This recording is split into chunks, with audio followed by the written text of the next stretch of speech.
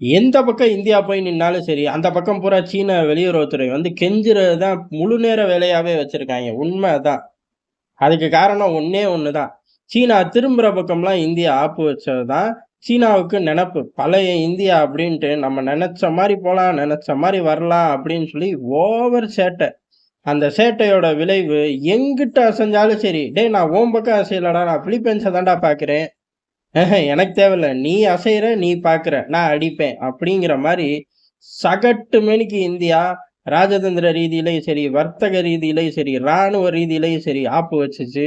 அத எல்லா பயல்களையும் கன்டின்யூ பண்ண வச்சுச்சு. இதே ஃபார்மட் தான். இந்த சட்டைய எடுத்து போட்டு சீனாவ நோக்கி போ அப்படின்னு சொல்லி, அண்ணன் அமெரிக்காவுக்கு 1, பங்காளி ஜப்பானுக்கு 1, தம்பிக வியட்நாம், பிலிப்பைன்ஸ் அப்படின்னு ஒரு பயல விடாம எல்லாருக்கும் இந்தியாவ சட்டைய மாட்டி விட்டு அழகு பார்த்துச்சு.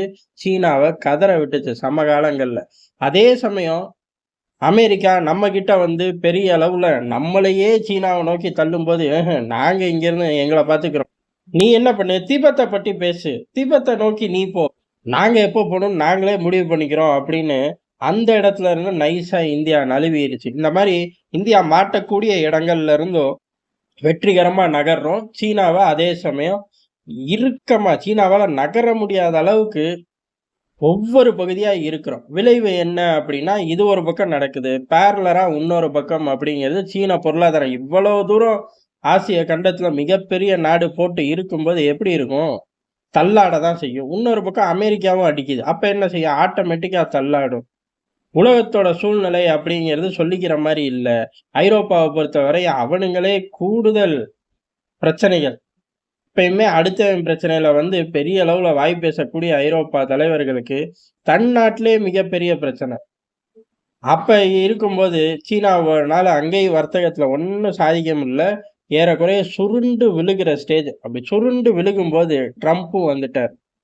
"ஆத்தாடி நம்மள ஏறி மிதிச்சுப்புடுவாய்ங்க" அப்படின்ட்டு இந்தியா கிட்ட ஒவ்வொன்னா கால்ல விழுகிறார்கள். ஒவ்வொரு விஷயமா. எங்க பார்த்தாலும் சரி, அந்த பிரச்சனைய முடிச்சுட்டோம், இந்த பிரச்சனைய முடிச்சுட்டோம் அப்படின்னு சொல்றது. பின்னாடியே டிக்டாக்க எடுத்து விடுங்க, நேரடி விமான சேவை ஆரம்பிச்சு விடுங்க, விசாவ கூட்டுங்க. இப்படி ஒவ்வொரு இடத்துலயும் சொல்றது. இந்தியாவ பொறுத்தவரையும் 2020 தானே, என்னமோ 1947க்கே போன மாரி பேசிக்கிட்டு இருக்க, பார்க்கலாம் அப்படின்னு தட்டி விட்டுக்கிட்டு இருந்தோம். இப்படி தட்டி விட்டுக்கிட்டே இருந்தாலும் ஒரு ஸ்டேஜ்ல ஏதாச்சும் ஒண்ணு 10ல 2 கிடைக்காதா அப்படிங்கிற மாரி தான் சீனாவோட எண்ணங்கள், நடவடிக்கைகள் எல்லாம் இருந்துச்சு. இந்தியா 2 குடுக்குறோம், குடுக்கலைங்கலாம் தனி.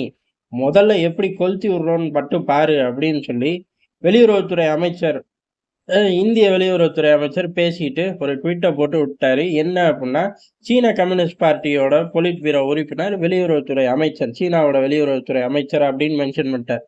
இது யாருக்கான ஒரு லீடு அப்புட்ன்னா, பொதுவாவே சீனா அரசாங்கம்னு சொல்லாம, சீன கம்யூனிஸ்ட் பார்ட்டின்னு இந்தியா சொல்லும். ஆனா, அத உலகம் பூரா நீயும் சொல்லு, தொலைச்சுப்புடுவேன் அப்படின்னு சொல்றது யாரு அப்புட்ன்னா, ட்ரம்ப் தான். அவரு என்னைக்குமே சீனாவ ஒரு அரசாங்கம்னு ஏத்துக்க மாட்டாரு. சீனா ஒரு கம்யூனிஸ்ட் பார்ட்டி தான் அந்த நாட்ட ஆளுது, அந்த நாட்டு ராணுவத்த வச்சிருக்கு அப்படின்னு சொல்லி பார்ட்டி லீடர்லாம் மென்ஷன் பண்ணுவாரு. அவரு வர வேகத்துக்கு, "நீ வர வேகம் பத்தாதுண்ணே, இன்னும் ஃபோர்ஸா வா" அப்படிங்கிற மாரி இந்தியா இப்ப எண்ணெய ஊத்தி விட்டுருச்சு. ஏன்டா இவனுங்கள பார்த்தோம் அப்படின்னு சீனாவுக்கு பெரிய அதிர்ச்சி. ஏன் அப்புட்ன்னா, ட்ரம்ப்போட ஃபுல் டைம் வேலையே இதான். சீனாவ ஒரு கம்யூனிஸ்ட் கூட்டம், ஒரு கட்சி, ஒரு 10 பேர் கொண்ட ஒரு கட்சி ஆண்டுகிட்டு இருக்கு அப்படிங்கிறது தான் ஸ்ட்ராங்கான நிலைப்பாடு. அவரு என்னைக்குமே இத அரசாங்கமா மதிக்க மாட்டாரு. அந்த மனுஷன் வரும்போது, இவனுங்க இத கொளுத்தி விடுறாய்ங்க. ஏற்கனவே பேயாட்டம் ஆடுறதுக்கு தயாரா இருக்காய்ங்க. பதிலுக்கு இவனுங்களும் பேயாட்டம் ஆடிக்கிட்டே எண்ணெய ஊத்துனா எங்க போறது? அப்படின்னு மிகப்பெரிய தடுமாற்றம். இந்த தடுமாற்றத்தோட தடுமாற்றமா கால்ல விழுகிறார்கள்.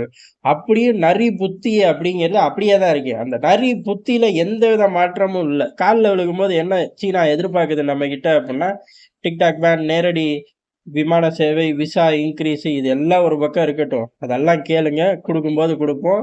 எவ்வளவு குடுக்கணும்லாம் சந்தர்ப்பம், சூழ்நிலைக்கு ஏத்த இந்திய அரசாங்கம் முடிவு பண்ணிக்கும்.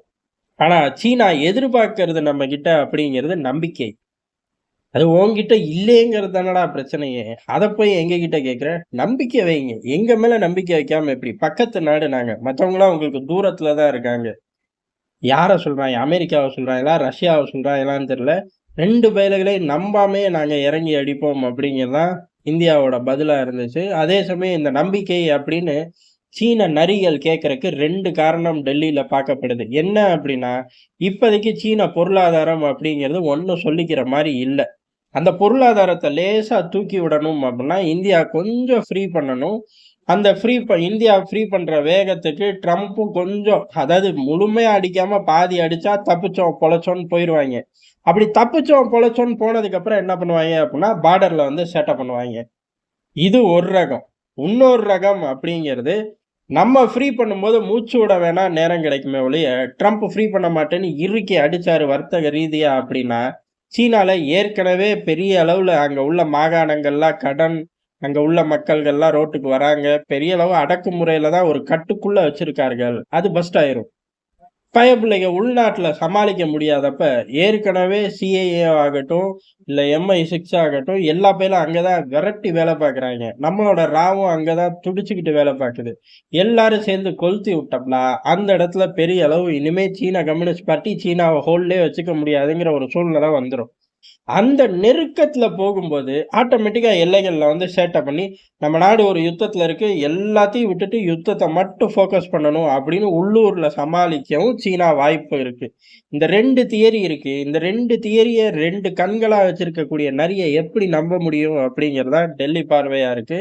டெல்லி இதையே தான் மறைமுகமாவும், நேரடியாவும் இழுத்து போட்டு சீனாவ அடிக்குது. இருந்தாலும் சீனாவோட நிலைமை திருப்பி அடிக்கிற நிலைமையில இல்ல. கதர்ற நிலைமையில இருக்காய்ங்க. கதறி திருந்துறாய்ங்களான்னு பார்த்தா, அதுக்கு வாய்ப்பு இல்லைங்கிறது தெளிவா தெரிஞ்சு போச்சு. அதனால ட்ரம்ப் வரவும், அவரும் வச்சு செய்வார். பதிலுக்கு இந்த சைடு இந்தியாவும் வச்சு செய்யுங்கிறது தான் டெல்லியோட இன்றைய நிலைப்பாடு. நன்றி, வணக்கம்.